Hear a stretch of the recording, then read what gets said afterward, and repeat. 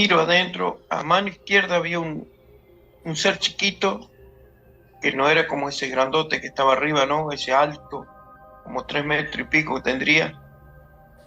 Él estaba puesto como, ay, yo nunca le vi la cara, nunca le vi nada, ¿no? Porque tenía como vio como es la persona que está vestido el hombre rana, así. La voz de Juan Oscar Pérez, que narra cómo fue abducido, cómo fue secuestrado por lo que él cree eran seres de otro mundo. Es una de las historias más impresionantes de la ufología de América Latina. Y en este podcast de los audios de Cruz Escribiente, ustedes van a escuchar parte del testimonio de Juan Oscar Pérez. Una historia sorprendente que nos va a llevar a los límites de la realidad. Y es que casos como los de Juan Oscar Pérez son muy comunes en todo el mundo, pero muy pocos se atreven a hablar. Tal vez usted conoce a alguien que dice haber vivido una experiencia similar, pero que calla porque le van a decir loco, porque le van a perseguir, porque en los trabajos no lo van a querer, porque su propia familia va a intuir que algo malo le sucede. Y para entender qué sucede a estas personas, también tendremos otras opiniones en este podcast. Así que amárrese los cinturones y escuche hasta el final, porque esto es Los Audios de Cruz Escribiente.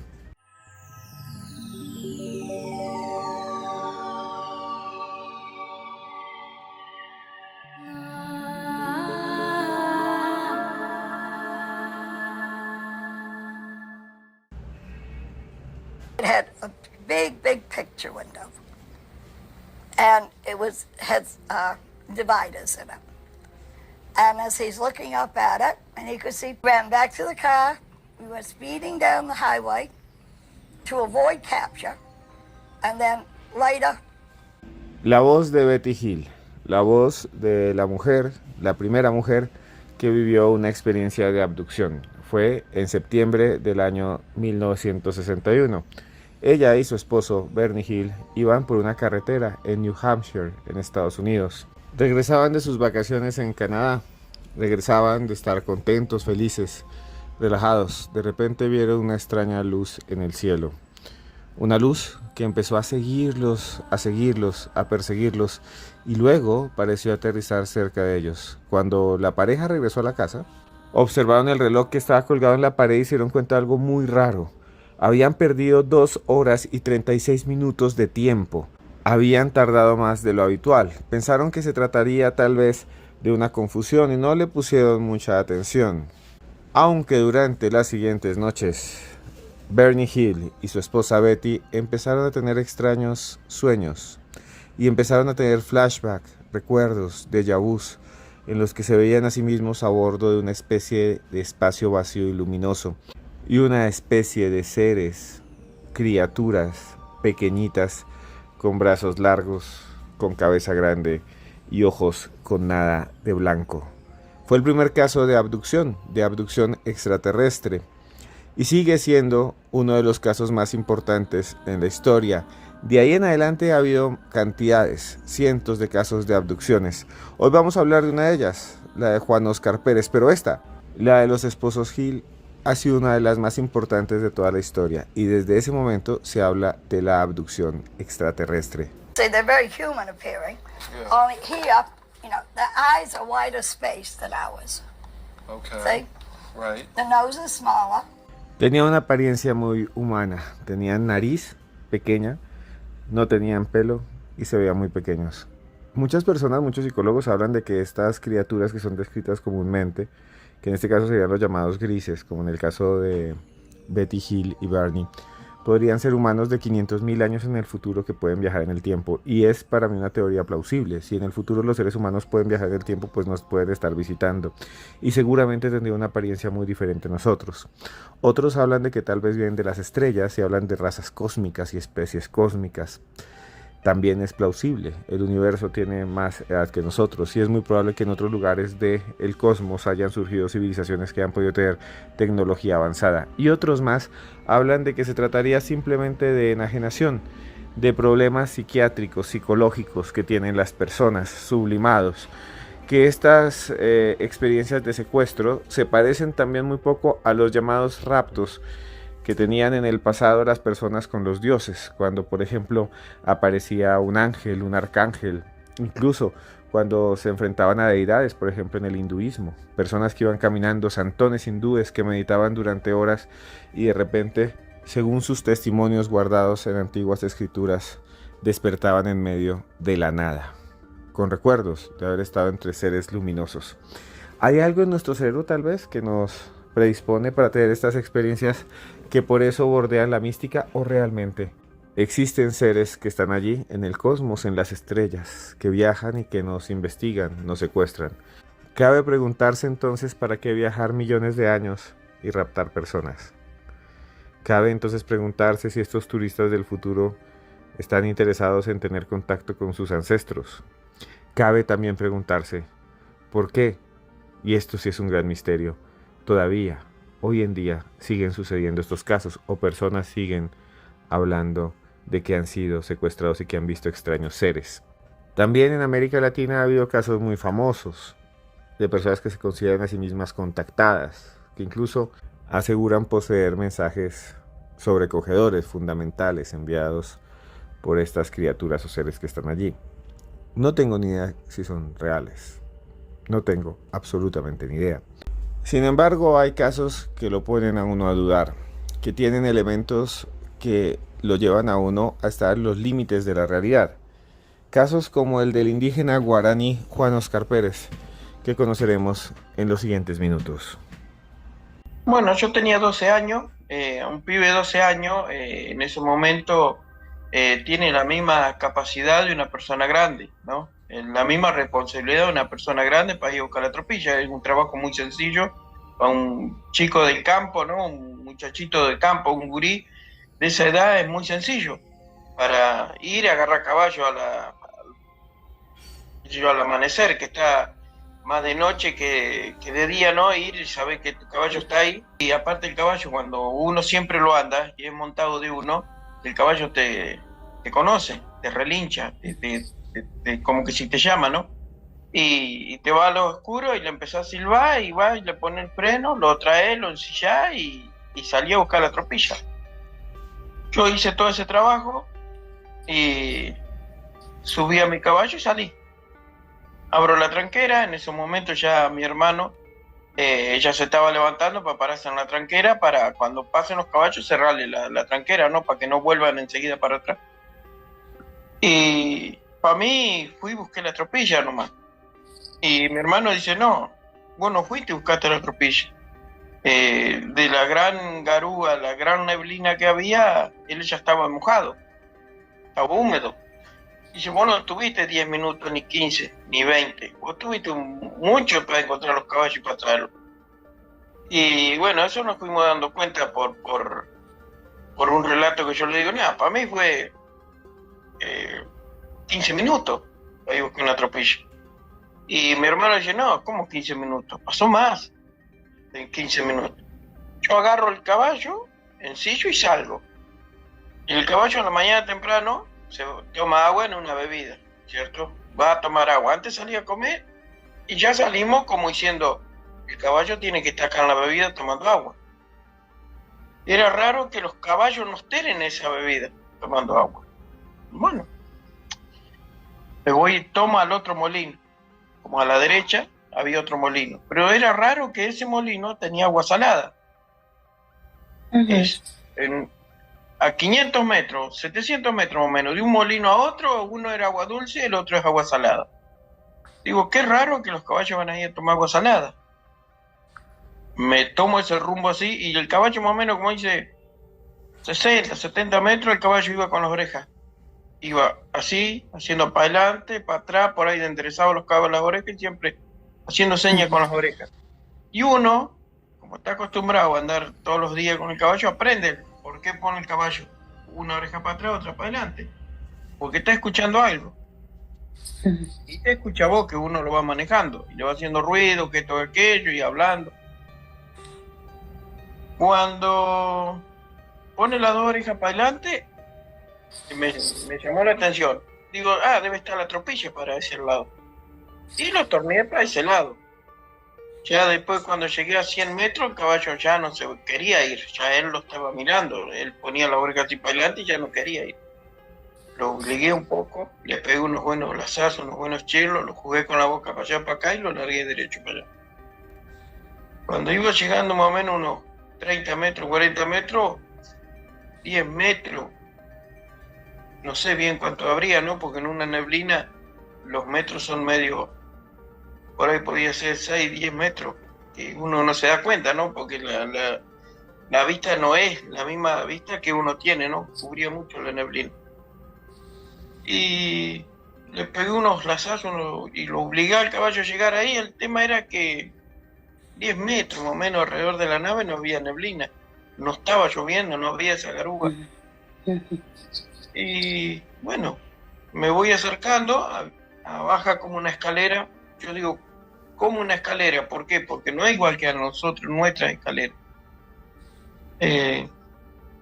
Acerco mi caballo ahí y veo una persona parado allá arriba, parado en la puerta. Y bueno, a mí en ese momento me gustaban muchísimo los tractores. Hoy los respeto, los tractores, sé lo que trabajan en tractor. Y bueno, y me voy. Era raro porque las casillas son todas cuadradas, ¿cierto? Grandes. Y era gris. Y eso era gris también, no era un plateado brilloso, sino era un gris. Para mí era siempre una casilla, puede haber redonda, cuadrada, ¿no? Uno con 12 años, hacía poco que vinimos de Entre Ríos, y la salida nuestra era mínima a una ciudad que era Venado Tuerto, era mínima, era muy raro la vez que no. Aparte si íbamos a una escuelita de campo, la escuelita del Empalme. No teníamos esa, qué sé yo, estábamos criados medio, si veíamos gente extraña, siempre personas, ¿no? Siempre por atrás de mi viejo o mirándolo a mi papá con una seña, ya nosotros teníamos que irnos. Estábamos de una manera bien educadito, ¿no? Vamos a decir lo que, ¿no? No andábamos alrededor corriendo, no, ni nada. Y me llamaba la atención esa persona que estaba allá, baja como una escalera, yo obligo mi caballo, lo enriedo ahí, lo ato bien. Cuando lo enredé, lo até bien y me trepo a la escalera. Lo raro era muy frío, pero muy frío eso. Y tendría 1 metro cada escalón, si no tenía más, porque yo me trepaba. Lo raro de esos escalones que eran redondos, giraban.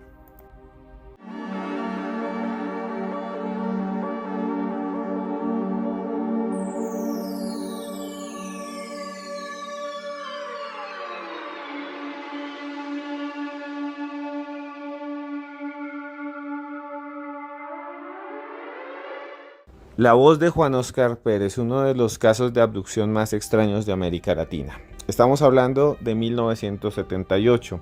Todavía no había internet. Si acaso, las personas tenían radio, a veces ni siquiera tenían televisión. Juan Óscar, como escucharon, vivía entre el campo con su familia, guaraníes, todos, indígenas que habían venido de otra zona de Argentina, más al norte. Y cuando vio eso que se encontró, que hoy en día ustedes y yo veríamos como algo muy raro, como que aparece frente a nosotros una especie de objeto extraño, cuadrado, gris, con una escalera que se mueve, como ustedes escucharon, pues para él era algo casi normal. Imagínense ustedes la mente de un niño, encontrarse algo en el campo, una caseta, le decía él. Una caseta, una garita, como las que cuidan los batallones en América Latina, como las que cuidan las cárceles alrededor del mundo, así gris, brillante, pétrea, y de repente baja una escalera que se mueve, que es redonda, que palpita. En este caso, a diferencia de muchos otros, Juan Óscar nunca había visto televisión con películas de ciencia ficción, ni siquiera conocía el fenómeno ovni. Y lo más extraño es lo que siguió después, el encuentro con esos seres, con esas extrañas criaturas que estaban allí, en medio de la pampa, que estaban allí, en esa casilla, o en esa nave, o en lo que sea, a lo que entró Juan Óscar Pérez. Sigamos escuchando entonces su relato. Muy lindo esto que yo le digo que parecía caños, ¿no?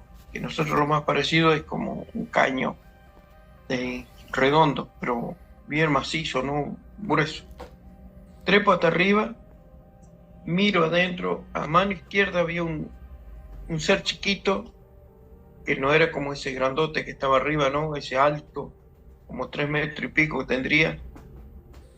Él estaba puesto como, ay, yo nunca le vi la cara, nunca le vi nada, ¿no? Porque tenía como vio como es la persona que está vestido el hombre rana, así, pero todo plateado.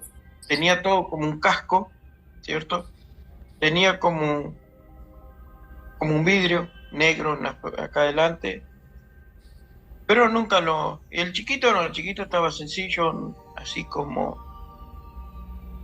¿Cómo le puedo decir? Estaba como trabajando con carne. Yo le puedo decir sí, era carne, porque a mí me llamaba la atención que cuando uno que paneamos nosotros, que carneamos, siempre hay sangre. Ahí no había. La mesa limpita, no había nada de sangre. ¿Cómo le puedo decir? Había de todo, pero no había nada así sobre las paredes, ¿cierto? No había nada, pero algún día, ¿no? Ojalá que se llegue a lograr a ver y ahí se van a saber cómo es. Pero había de todo. Tocaba la pared y salía una mesa, salía lo que uno necesitaba, había cosas, pero salía sobre las paredes. Era como si buscaba una mesa, había. No mesa como nosotros, ¿no? Estas mesas que tenemos, sino son distintas, son de luces, pero una luz que no encandila. Siempre digo yo, había de todo, pero estaba vacío, ¿entiendes? Vos iba, agarraba y sacaba, no agarraba, sino hacía, lo veía yo al grande que hacía con así y había de todo. No, sí, no sé, no. Yo digo, ¿y eso? Que salía de ahí, salía, no es que salía de abajo, de arriba, no, salía de la pared, se formaba de la pared, se hacía todo. Pero el chiquito estaba a la izquierda, cruza por delante mío, se va donde está el más grande, y el más grande estaba con vamos a decir, como una mesa, no tenía pata, no se veía pata la mesa, estaba como puesta en la pared, como sostenida así. Y tenía como 4 botones así al costado. El grande trabajaba ahí en eso. Y estaba mirando algo, ¿cierto? Y yo con 12 años quería ver qué estaba haciendo el grande. Siempre levantaba la cabeza que quería ver qué es lo que había adentro, por donde pasó el chiquito y me choco. Pero nosotros lo más cercano, un vidrio. Pero no era un vidrio, no lastimaba, no chocabas así no te lastimaba, pero era como una goma de espuma, ¿cierto? Como un colchón, ¿no? Pero era transparente, no era como, vamos a decir, blando, ¿no? Eso era, yo no podía pasar. Y el chiquito pasó un poquito más allá y yo me agacho así a la altura y me vuelvo a chocar. Yo para el otro lado no podía pasar. Y el chiquito pasaba por el lado mío y intenté como 3, 4 veces querer pasar, pero no se podía pasar para allá.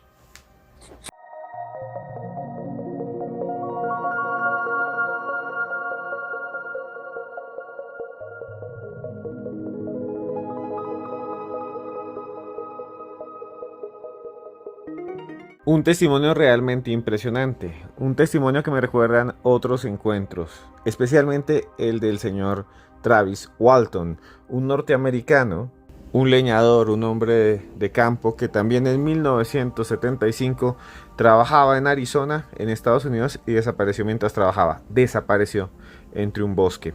Después de un tiempo, Travis relató haber sido secuestrado por seres extraterrestres o algo que estaba allí. No usó directamente la palabra extraterrestre, pero sí una especie de criaturas que tenían las piernas cortas, los brazos alargados, una cabeza muy grande, protuberante y además la piel completamente gris, oscura, como si no tuviese sangre adentro, sino una especie de líquido, una savia, digámoslo así. Travis dice que adentro de la nave también, al igual que Juan Oscar Pérez, había algo muy raro, que las paredes no tenían focos ni luces, pero que había una luz inmensa, gigante, que iluminaba todo pero que no encandilaba. Un caso sorprendente que nos pone a pensar en la similitud de estas experiencias. Todas en los años 70, 80 y 90. ¿Por qué no se han repetido últimamente? No lo sé. Pero lo que dice Travis Walton, que vivió en 1975, es asombroso. Taken to a hospital, but when I saw the creatures, I knew where I was.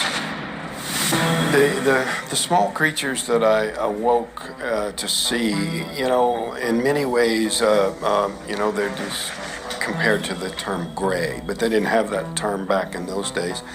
And one of the major differences in the description that is around today and what I saw is that the eyes had pupils, they had eyelids and they blink. Son criaturas muy parecidas a lo que hoy llaman grises, aunque en ese tiempo no se describían como tal, no se tenía la palabra grises. La única diferencia que encuentro en esa descripción, dice Travis Walton en el audio, con su voz que acabamos de escuchar, es que las criaturas que yo vi, las que tuve al frente mío, las que interactuaron conmigo, porque interactuaron conmigo, según lo que dijo Travis Walton, tenían párpados. Tenían párpados que se abrían y que se cerraban, parecidos a los seres humanos. Son historias alucinantes estas de las abducciones y quería traer este caso a colación porque me parece muy similar, vuelvo a decir, al de Juan Oscar, porque Travis también era una persona de campo, estaba allí trabajando y de repente se encontró con esto. Y yo no entiendo qué puede vivir alguien en esas condiciones, qué puede sentir, miedo tal vez, no sé, ¿qué haría usted? Si está allí trabajando, sale a trabajar al campo y de repente algo raro llega. Seres grandes, monstruosos o pequeños, deformes, humanoides, que lo llevan a usted a una especie de objeto que está allí, a una nave. Son muchos los casos. No han vuelto a suceder. También me pregunto por qué. ¿Por qué tal vez no han vuelto a suceder? ¿Porque no están de moda? ¿Porque no hacen parte de alguna manera de una moda, digámoslo así? O tal vez ese fenómeno es inteligente y cambia y se adapta a los tiempos. Tal vez ahora que todos tenemos un celular que está por allí, es más difícil que alguien invente, ¿no? Que diga, no me funciona el celular. Tal vez es más difícil que interactúen porque saben que los van a grabar. No tengo ni idea. No tengo ni idea. Son especulaciones. Como les digo, no soy creyente de estos fenómenos. Pero cuando escucho testimonios como esos, pienso que hay algo más. Pienso que hay algo extraño. Sigamos escuchando entonces el testimonio de Juan Oscar Pérez, indígena guaraní, abducido en 1978 e investigado por una gran cantidad de gente. Jacques Vallée, por ejemplo, un gran investigador ufólogo, viajó hasta Argentina solo para conocerle y lo entrevistó. Fabio Serpa, fallecido ya, también lo entrevistó en múltiples oportunidades. Fue hasta el lugar en donde ocurrieron los hechos. Descripciones que continuaremos escuchando a partir de este momento. Mire, él tocó un botón de esa cosa y hizo... siempre yo le dije a muchos, ¿no? A Serpa, a varias personas así, ¿no? Digo yo, él tocó un botón y apareció, ¿cierto? Con la mano, hacía así y aparecía... ¿cómo explicar, no? Los movimientos de mano que hacía sobre él, sobre algo ahí sobre una mesa, ¿cierto? Una mesita chiquita, que no tenía pata, como algo chico, ¿no? Y pasaba la mano así y se cubrió la pared, así, se veía redondeles, triángulo, como es, rayas, todas. Pero vamos, si vio que nosotros tenemos el mapa nuestro, a mí, yo lo miraba y era un mapa de ellos, ¿cierto? Muchos triángulos, muchas curvas, son, qué sé yo, son dibujos, así. Y bueno, eso lo vi porque, siempre lo digo, ¿no? Porque, y después de decir, ¿no? De tantos años, Yo lo vi cuando yo tenía 12 años, tengo, y bueno, ahí está que decir, bueno, ¿cómo explicamos? ¿No? Siempre decía yo que lo que se aparecía, el tema era que, fíjese, me trajeron una máquina de escribir, le digo, no, esto no era así como tenía. Él pasaba la mano, y se veía eso, yo lo expliqué siempre, de los 14 años, 13 años, cuando fue la primera nota que yo tenía, yo ya explicaba que eso era así. Y hoy tenemos el táctil, después de tantos años, ¿no? Yo lo veo igual, que era como si era y es grande, muy grande. Adentro, uno de afuera lo ve como una casa, pero adentro es grande. Adentro es grande, es un galpón desocupado, pero tiene de todo. Eso es muy difícil explicarlo. ¿Por qué tiene de todo? Sale de la pared, aparece ahí, está ahí. Lo que, no sé, es muy difícil explicar eso, que hoy no lo conocemos, ¿no? Y yo lo vi ahí decir, y, ¿cómo le puedo decir? Bueno, cuando yo llego ahí de arriba a la nave, que me pasó todo lo que me pasó, yo no podía subir arriba de mi caballo. Yo le pido a él, hablándole así, enseña, porque no lo podía entender, que me alza el caballo. Me subo al caballo primero, me trepo un poco al caballo y subí. Cuando subo arriba se me cae la rienda. Y le pedía que me alcance la rienda. No entendía, no, ¿cierto? Me largo del caballo, subo la rienda arriba y le pido para que me alce el caballo. Y en todo eso están ¿cierto? Está el otro mediano, ¿no? Y están siempre el chiquitito, ese chiquitito, no sé si llega al metro. El chiquito, el más chiquito, cuando el grande peleaba con el caballo, era como que si se debilitaba, era como que si ¿no? El chiquito baja en un tobogán, un poquito más allá, baja como un tobogán. Y yo lo veo en una pasada así, miro así para allá. Estaba el chiquito a mitad más o menos, y sube de vuelta para arriba. Y yo lo veo al chiquito que cruza de vuelta para el otro lado, porque la manguera entraba, porque se bajó con una manguera, entraba adentro. Yo le digo manguera. Uno dice una manguera, pero la manguera nuestra, cuando la torcemos mucho, se quiebra. Ella iba en sí, se enroscaba así para adentro.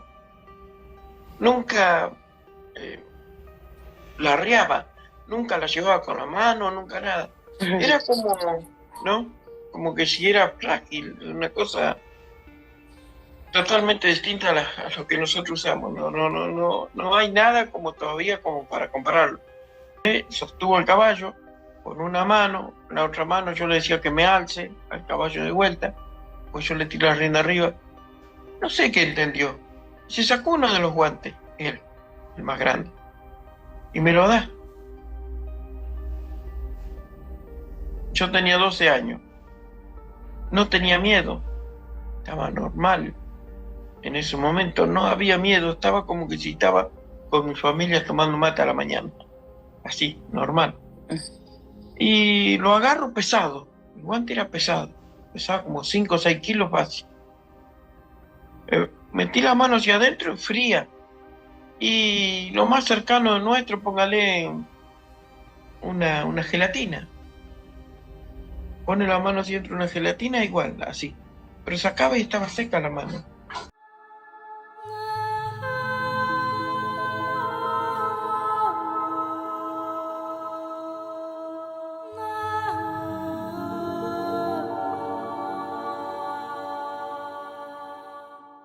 Un testimonio de otro mundo, un testimonio que nos muestra algunos aspectos comunes en las abducciones, los tiempos perdidos, el enfrentarse a criaturas, y esto es muy loco, que lo quiero decir aquí una vez, criaturas grandes y pequeñas, en muchos avistamientos de humanoides, y en muchos casos de gente que ha sido abducida, que no es contactada, que no vuelve con mensajes, que después no arman iglesias y no son mesiánicos ni nada de esto, sino que simplemente dicen, viví esta experiencia, siempre aparece un ser grande, un ser mucho más grande. Hay un caso, por ejemplo, que es el famoso caso de Río Piedras en Puerto Rico. a inicios de los años 80, cuando dos hermanos vieron por la ventana también un ser muy grande, acompañado, como dice también Juan Oscar Pérez, por dos seres pequeñitos, por dos seres más chiquitos. Cuando él habla del chiquito, habla de una criatura más pequeña. Y esto es muy raro, porque tienen como una especie de ayudantes, ¿no? Como si viniera alguien grande y unos pequeños que están siendo como los obreros, como si fuera una especie de abeja reina con sus zánganos, ¿no? Es muy, muy extraño. Es una cosa que se repite también, por ejemplo, en el avistamiento soviético de Voronezh, que sucedió allá, sí señores, en plena Unión Soviética. Y que los medios soviéticos, con todo y lo que estaban controlados, lanzaron al mundo, cuando vieron como una especie de ser acompañado de unos robots pequeños. Es muy raro porque esto se repite. Y lo cierto es que hay muchos casos, tal vez usted conoce a alguien, de gente que ha vivido experiencias como estas y que no se las cuenta a nadie, por miedo a lo que va a pasar. Porque es que si yo me pongo a hablar de que yo vi un ser gigante, unos pequeños me manipularon, se van a burlar de mí. Y el trabajo, los testigos son atacados continuamente, son muy pocos los que pueden hablar. Ahora también hay otros testigos que se vuelven famosos y entonces empiezan a inventar y crear casi pseudo iglesias, cultos, algunos de ellos destructivos que causan muerte, que causan dolor. Escuchemos entonces, para finalizar, a Juan Oscar Pérez narrándonos y contándonos cómo cambió su vida a partir de ese extraño encuentro. ¿Qué significa vivir siendo alguien que asegura haber sido abducido, secuestrado por criaturas que podrían ser, porque nunca lo dicen la mayoría de testigos, extraterrestres, viajeros del futuro, según las especulaciones más comunes? Escuchemos entonces lo que significa vivir con esta experiencia. Bueno, mi vida cambió, yo calculo más o menos de los 14, 15 años empezó a cambiar mi vida. Yo no me daba cuenta todavía, era muy chico, parecía para mí era normal todo, parecía todo que iba a ir pasando así, pero ya después es como que si me empecé a dar cuenta que no era como vivían todos, ¿no? Se me empezaban a complicar las cosas, hay cosas que fui aprendiendo viéndola y casos que me pasaban, y a los otros no les pasaba y a mí me seguían pasando cosas que es muy raro de poder vivir como vivían todos los demás, ¿no? Hoy vivo bien porque sé manejar esto como se tiene que manejar, ¿no? Como trato de vivir sin eso, ¿no? Sí, bueno, hoy porque vine a hacer una nota, pero si no, yo para mí no trato de no llevarlo, ¿vio? Porque antes era todos los días pensar en eso, todos los días me pasaba casos que voy a decir, pero ¿por qué me pasa a mí? ¿Por qué no le pasa a él o a aquel, a alguien de esos grandes investigadores, ¿no? O a un periodista o a alguien, pero ¿por qué a mí me pasó? Casos así hoy vivo, hoy estoy viviendo, tengo muchos amigos, muchas amistades.